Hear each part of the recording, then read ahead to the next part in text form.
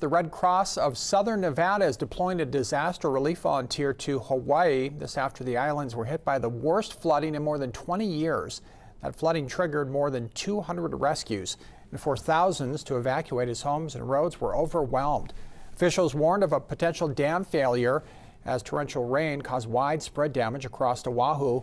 Some schools and businesses are closed for now as search and rescue efforts continue and communities start the cleanup process.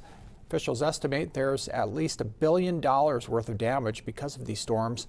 Thankfully, no deaths have been reported as of yet.